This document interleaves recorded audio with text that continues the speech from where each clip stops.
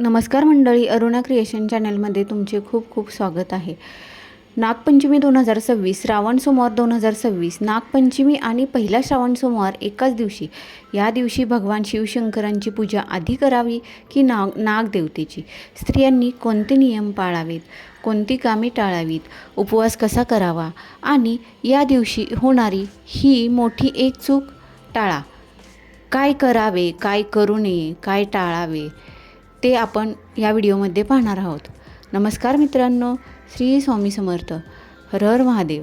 यंदा 2026मध्ये श्रावण महिन्याची सुरुवात गुरुवार 13 ऑगस्ट 2026 पासून होत असून शुक्रवार 11 सप्टेंबर 2026 रोजी श्रावण महिन्याची सांगता होणार आहे.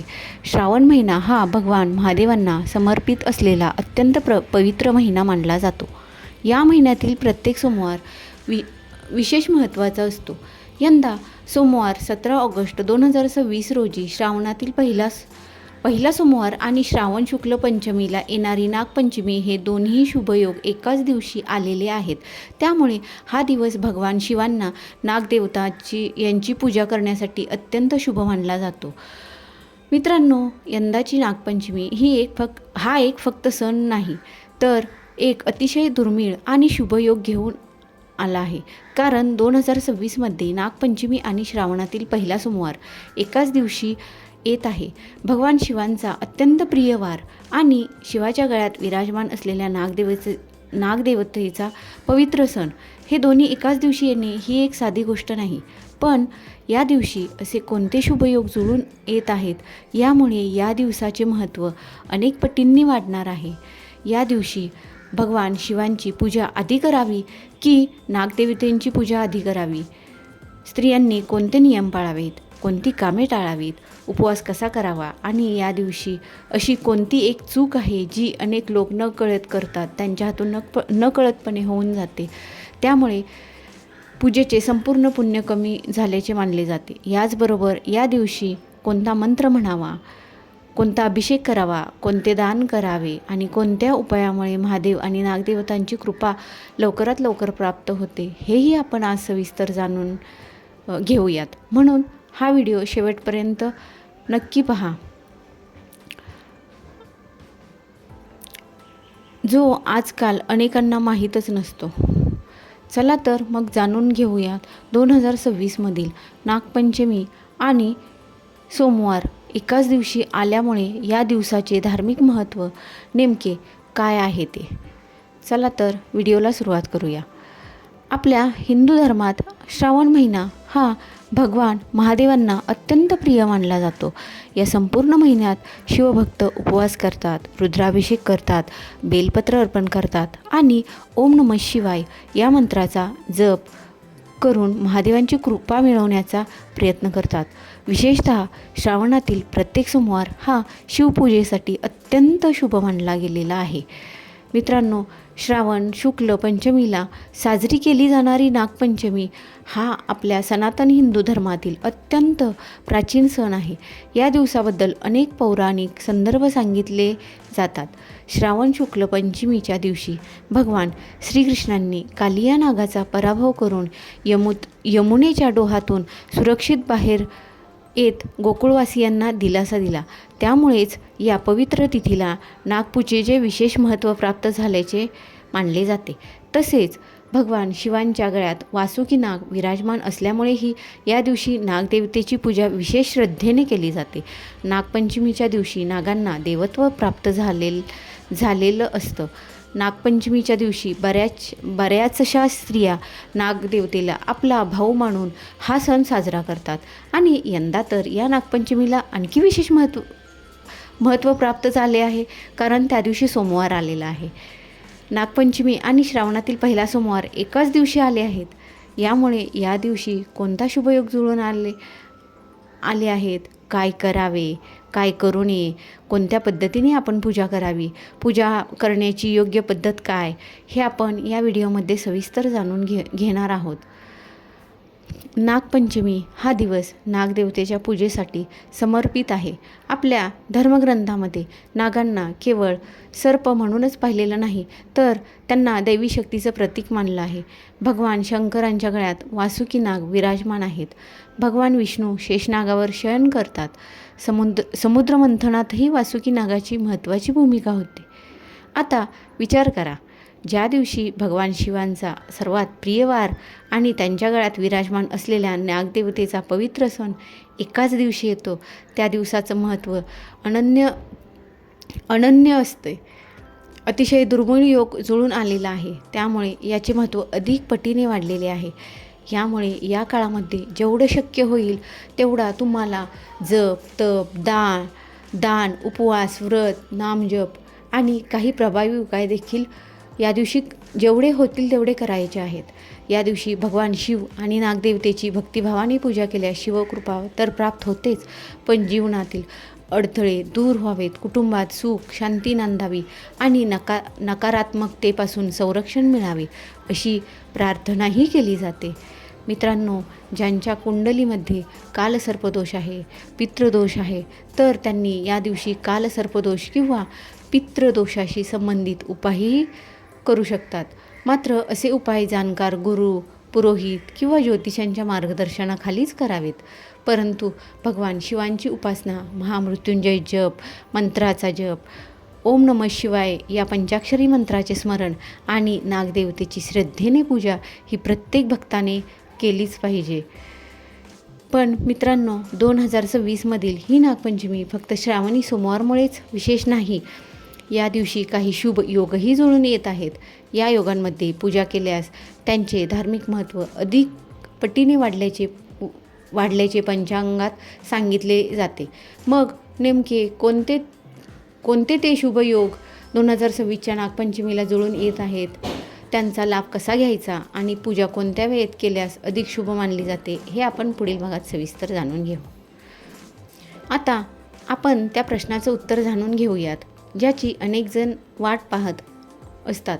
यंदा नागपंचमी आणि श्रावणी सोमवार एकाच दिवशी आले आहेत, पण या दिवशी असे कोणते शुभयोग जुळून आले आहेत, ज्यामुळे हा दिवस अधिक पवित्र मानला जातो.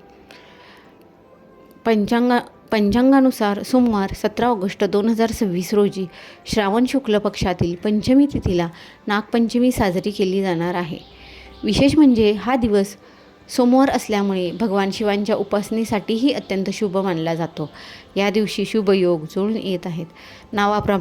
नावाप्रमाणेच शुभयोग हा देवपूजा, मंत्रजप, दान, व्रत, अभिषेक आणि धार्मिक कार्यासाठी अनुकूल मानला जातो. अनेक पंचांगामध्ये या योगात केलेली भक्ती अधिक मंगलकारक मानली जाते. या दिवशी चित्रा नक्षत्राचा प्रभावही आहे. त्यामुळे सकाळी स्नान करून भगवान शिव आणि नागदेवतेची श्रद्धेने पूजा करणे, मंत्रजप करणे आणि मनापासून प्रार्थना करणे विशेष शुभ मानले जाते. आता सर्वात महत्त्वाचा प्रश्न, 17 ऑगस्ट 2026 रोजी जेव्हा नागपंचमी आणि पहिला सोमवार एकाच दिवशी आले आहेत, तेव्हा दिवसाची नेमकी पूजा कशी करावी? अनेक जण हा प्रश्न विचारतात की प्रथम भगवान शिवांची पूजा करावी की नागदेवतेची? चला हे सविस्तर समजून घेऊ. या दिवशी ब्रह्ममुहूर्तावरती किंवा सूर्योदयानंतर लवकर उठावे, स्नान करून स्वच्छ पांढऱ्या किंवा फिकट रंगाचे स्वच्छ वस्त्र परिधान करावेत. पूजा करण्यापूर्वी देवघर स्वच्छ करावे आणि मन शांत ठेवून भगवान शिव व नागदेवतेचे स्मरण करावे. यानंतर घरातील शिवलिंग किंवा मंदिरात जाऊन भगवान शिवांची पूजा सुरू करावी. कारण सोमवार हा महादेवांचा दिवस आहे, त्यामुळे प्रथम शिवपूजा करून नंतर नागदेवतेची पूजा करावी. पहिल्यांदा आपल्याला शिवलिंगावर स्वच्छ पाणी अर्पण करावे. त्यानंतर दूध, शक्य असल्यास पंचामृताने अभिषेक करावा. त्यानंतर पुन्हा स्वच्छ पाण्याने अभिषेक पूर्ण करावा. बेलपत्र, पांढरी फुले, धूप, दीप आणि फळ अर्पण करून श्रद्धेने ओम नमः शिवाय या मंत्राचा जप करावा. वेळ असेल तर महामृत्युंजय मंत्राचा जपही करू शकता. यानंतर नागदेवतेची पूजा करावी. जर परिसरात पूजेसाठी वारूळ असेल तर तेथे जाऊन तुम्ही पूजा करू शकता. किंवा घरामध्ये नागदेवतेचे चित्र किंवा प्रतिमा ठेवून सुद्धा तुम्ही पूजा करू शकता. हळद, कुंकू, अक्षदा, वृक्ष, फुले, आघाडा, दुर्वा अर्पण करून मनापासून प्रार्थना करावी. नागदेवतेला दूध आणि लाह्यांचा नैवेद्य दाखवावा. तसेच आमच्याकडे कणकेपासून आणि पुरणापासून बनवलेली उकडलेली कानवले नागदेवतेला नैवेद्य म्हणून दाखवतात. तर प्रत्येक भागामध्ये वेगवेगळी पद्धत आहे. तुमच्या भागामध्ये कोणती पद्धत असेल त्यानुसार तुम्ही तो नैवेद्य दाखवू शकता. या दिवशी उपवास करणारे भक्त दिवसभर सात्विक राहण्याचा प्रयत्न करतात. राग, वादविवाद, अपशब्द आणि कोणाचाही अपमान टाळावा. कारण व्रत हे फक्त अन्नाचा त्याग नसून मन, वाणी आणि शुद्ध आचरण ठेवण्याचाही संकल्प असतो. नागपंचमीच्या दिवशी नेमकं काय करू नये? स्त्रियांनी कोणते पारंपरिक नियम पाळावेत? आणि आता आपण त्या भागाकडे आलो आहोत ज्याची अनेक जण वाट पाहत असतात. नागपंचमीच्या दिवशी काय करावे आणि कोणत्या गोष्टी टाळाव्यात? आपल्या पूर्वजांनी काही नियम सांगितले आहेत. आजही अनेक कुटुंबामध्ये हे नियम श्रद्धेने पाळले जातात.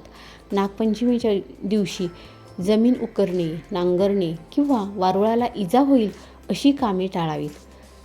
अशी परंपरा आहे. यामागे श्रद्धेबरोबरच निसर्गातील सर्पांचे संरक्षण करण्याचा संदेशही दडलेला असतो. या दिवशी चिरणे, कापणे आणि तळणे शक्यतो टाळावे अशी अनेक घरामध्ये प्रथा आहे. म्हणूनच नागपंचमीच्या दिवशी उकडलेले किंवा सात्विक पदार्थ बनवण्याची अनेक ठिकाणी परंपरा दिसून येते.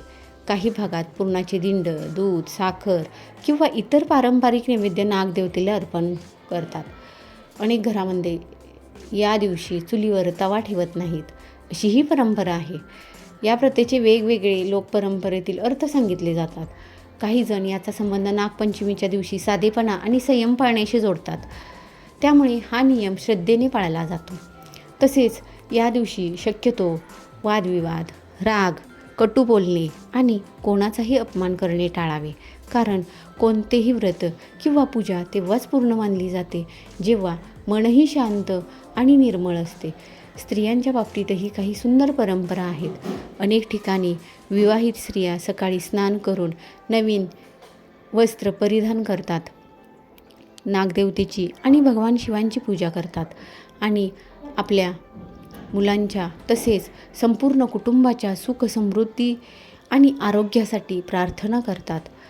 काही भागांमध्ये या दिवशी माहेरी आलेल्या मुली झोके खेळतात, पारंपरिक गीते बोलतात आणि आनंदाने नागपंचमीचा सण साजरा करतात. यामुळे नागपंचमी हा केवळ धार्मिकच नाही तर आपल्या संस्कृतीशी आणि कौटुंबिक नात्यांशी जोडलेला एक उत्सव सण आहे. मित्रांनो, हा व्हिडिओ तुम्हाला कसा वाटला तो नक्की सांगा. तुमच्या मित्रपरिवारासोबत जास्तीत जास्त शेअर करा आणि व्हिडिओ आवडला असल्यास लाईक, शेअर, सबस्क्राईब करा. धन्यवाद. श्री स्वामी समर्थ. ओम नमः शिवाय.